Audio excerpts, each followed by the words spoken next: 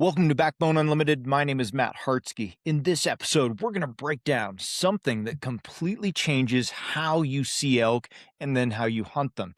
Most elk hunters believe elk are unpredictable, hard to find, constantly moving across the mountain with no real pattern. And when you believe that, it creates confusion.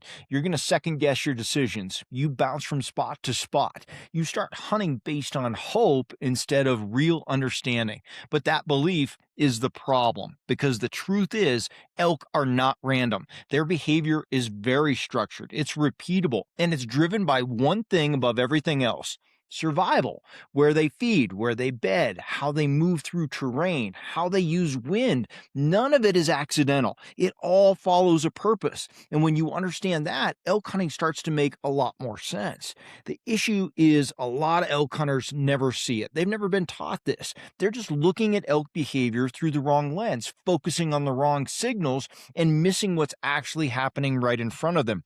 If you're not familiar with who I am, I've been hunting and guiding Western big game for over 34 years, and I've been a professional strength conditioning and nutrition coach for more than 30 years, and I'm here to help you become a more successful and consistent elk hunter and outdoorsman. In this episode, we're going to break down exactly how elk actually behave and why many elk hunters never recognize it when they're in it, and they just continue to guess. The first behavior we must understand: elk are not random. They're structured. One of the biggest misconceptions in elk hunting is the idea that elk are scattered or unpredictable and constantly roaming without a pattern. That belief makes the mountain feel overwhelming, and it leads hunters to search instead of understand. But elk are not random. They're structured. Their movements follow repeatable, purpose-driven patterns. They're tied directly to survival. At the most basic level, elk operate in a feed-to-bed cycle. They move from feeding areas into secure bedding zones. Then they transition back out again. And while that sounds simple, the way they move between those points is where a lot of elk hunters miss what's actually happening. Elk don't travel in straight lines, and they don't wander aimlessly. They use terrain intentionally. Benches that we talk about a lot. I've got whole videos on benches. Check those out. Side hills, saddles, and edge transitions act like travel corridors. Those features allow elk to move efficiently while maintaining security and controlling their wind. Over time, those routes become consistent, not because elk are predictable in a careless way, but because those terrain features consistently offer them the advantage. And that's what creates a pattern. The problem is a lot of elk hunters aren't looking for structure. They're just looking for elk. And when they don't see them, they assume elk aren't there. But the reality is, elk are often exactly where they should be. You're just not recognizing the system they're using. Elk aren't all that hard to find. You're just not looking in structured ways. The second behavior we must understand is that elk move less than you think under pressure. One of the most surprising truths about elk behavior, especially on public land, is how little they actually move once pressure is applied. Most elk hunters picture elk covering miles of country every day, big loops, constant movement, always shifting, but that's not how pressured elk operate. Pressure actually compresses their movement. As hunting pressure increases, elk reduce their daylight movement significantly. They tighten into smaller core areas, often holding within very specific zones that provide security, wind advantage, and quick access to feed. Instead of traveling long distances, they make shorter, more controlled movements, often during low light windows or in terrain that limits visibility. And that changes everything because while elk are moving less, hunters are doing the opposite, right? They're covering more ground. They're hiking further, leaving areas too quickly because they're not seeing immediate sign or visual confirmation. And in doing that, they're often moving right past elk that are holding tight in secure pockets. Not 20 yards away, right? But within a quarter to a half mile, oftentimes they're right there in that thick, nasty stuff. That's where opportunities get missed.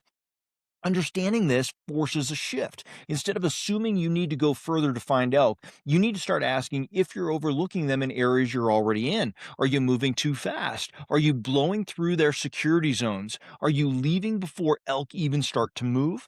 Because under pressure, elk don't cover the mountain, you do. Hey, if you hunt public land elk and you're tired of grinding through random seasons, I built the elk hunting series of ebooks for you. Most hunters don't struggle because they lack effort. They struggle because they lack a system. And that's exactly why I built the elk hunting ebook series as a complete progressive framework for Western elk hunters who are done guessing and ready to hunt with intention. Volume one is going to be Foundations and Reality. I reset your mindset and expose the assumptions that quietly wreck seasons. In volume two, Finding Elk and Understanding Pressure, you'll learn how elk actually move under pressure so you can anticipate instead of react. In volume three, Terrain, Wind, and Position, I break down how to use landscape and thermals to consistently create opportunities.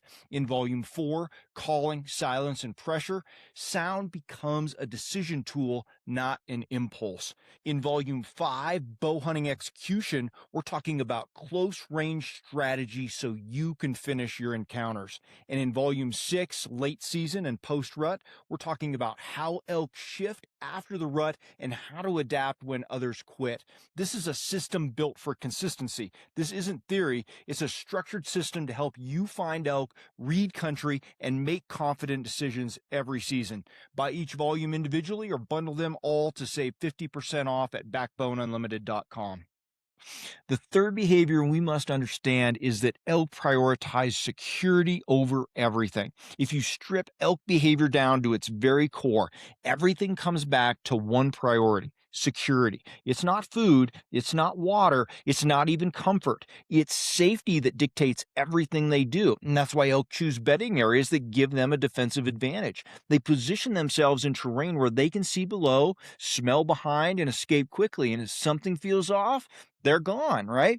North facing timber, broken side hills, benches tucked into cover, those aren't random spots. They're selected because they allow elk to survive the best. And the wind is a huge part of that. Elk don't just bed where it's thick, they also bed where the wind works in their favor. They'll set up with prevailing wind at their back and thermals in front, giving them two layers of wind protection. If something approaches from below, they smell it. If something comes from above, they smell it. If something comes from behind, they smell it. And oftentimes they're going to see it or hear it in other directions, right? That's intentional positioning. And it's also why elk avoid exposure, especially under pressure. Open feeding areas, visible slopes, easy access terrain, those places become more liability for them during the daylight hours. Elk may still use them, but often under the cover of darkness or in very controlled conditions. And that's where a lot of elk hunters get it wrong. They focus on food first. Maybe it's meadows, parks, open feeding zones. But by the time lethal shooting light hits, elk have already transitioned back into security. The shift is simple, but it's critical. Stop hunting where elk want to eat and start hunting where they feel safe enough to live. The fourth behavior we must understand is that elk don't just disappear, they become more invisible. One of the most frustrating moments in elk hunting is when everything looks right, but there are no elk, no sightings, no movement, nothing. And the assumption a lot of elk hunters make is simple: the elk must have left, right? But that's usually not what happened. Elk don't disappear, they become more invisible. And what changes isn't their presence, it's their behavior. Under pressure, elk shift into terrain and positions that are extremely difficult to see. We watch guys every year move past elk on ridges that they can't see down into the thick stuff where the elk are hanging out, and those elk will just hang out there all day, day after day, and let hunters move across ridges. And when they don't understand the elk behavior and where those elk have moved, right? They move into darker timber. They tuck into mid-slope bedding zones and position themselves in areas where visibility is limited, but security is high. Those are not places designed to be glassed. They're not open. They're not obvious or easy to pick apart from a distance. They're tight. They're broken. They're shaded, and they're often overlooked. And that's where the disconnect happens. A lot of elk hunters focus on where elk are easiest to see: the open stuff, the basins, the meadows, the edges they can glass efficiently. But when elk shift out of those areas, hunters keep looking in the same places and assume the elk are gone. But in reality, they've just moved moved into terrain that doesn't expose them as well. And that creates a perception problem. That's where the invisibility piece comes from, right? Obviously, I don't think elk become invisible. You think that elk aren't there, though, because you can't see them, but they're often in the area, they're nearby, they're just positioned differently than a lot of folks expect. Understanding this changes how you hunt because it forces you to consider where elk can exist without being visible, because elk are not gone, you just can't see them. The fifth behavior we must understand is that elk live closer to pressure than a lot of people think. One of the biggest assumptions hunters make is that elk run away from pressure, that once hunting season hits, they disappear into the deepest, most remote parts of the wilderness. They might have moved far. Some elk definitely do shift with pressure that way and will go far, but more often than not, they don't just retreat, they adapt. So instead of making massive relocations, elk tend to make smaller, calculated adjustments. They shift into terrain pockets that gives them an advantage.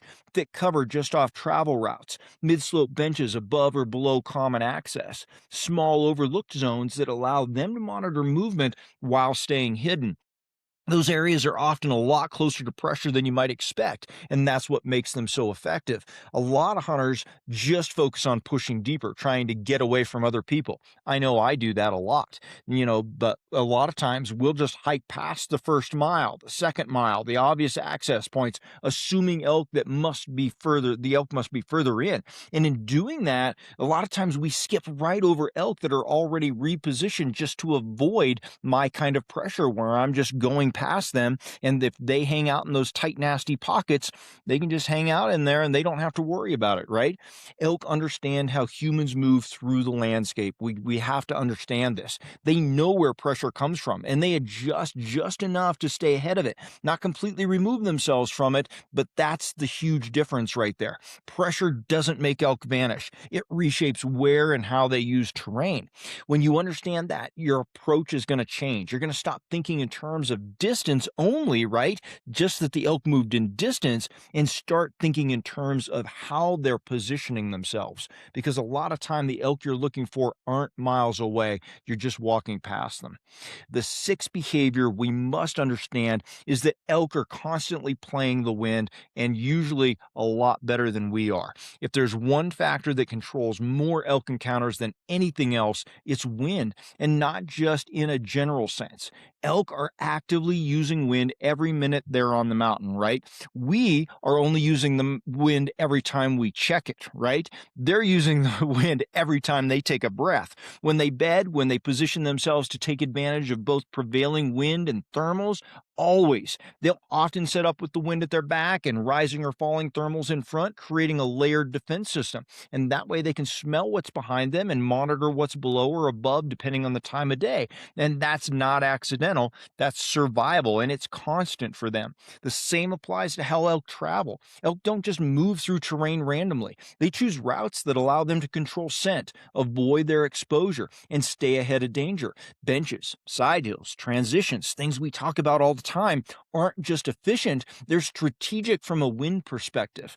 And then there's the circling behavior, especially with mature bulls. It's very, very common for elk to swing downwind before committing to anything like calls or other elk or even perceived presence, right? A lot of times they verify what they're hearing and seeing with their nose. And this is where a lot of encounters fall apart. A lot of elk hunters think they're playing the wind, but they're oversimplifying it, right? They're not accounting for thermals and the thermal stalls and the way that thermals are going to change between sunlit hillsides and shaded hillsides, right? They're not accounting for terrain-induced swirl or how elk are using wind to their advantage. And that misunderstanding costs opportunities because elk don't guess the wind. They use it. They understand it, right? A lot better than we do. Elk behavior isn't random. It's structured around survival, and that's just a great example.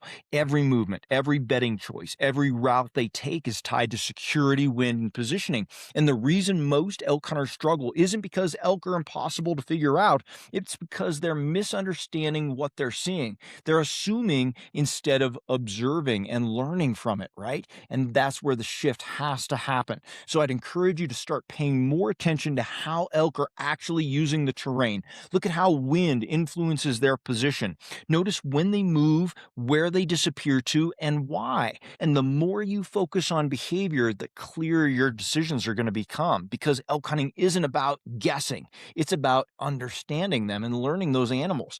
And once you start letting behavior guide your movement instead of assumptions, everything is going to start to be more simplified for you. You're going to waste less time. You're going to stay in elk more consistently, and your opportunities are going to become repeatable. The more you understand elk behavior, the less elk hunting feels like luck.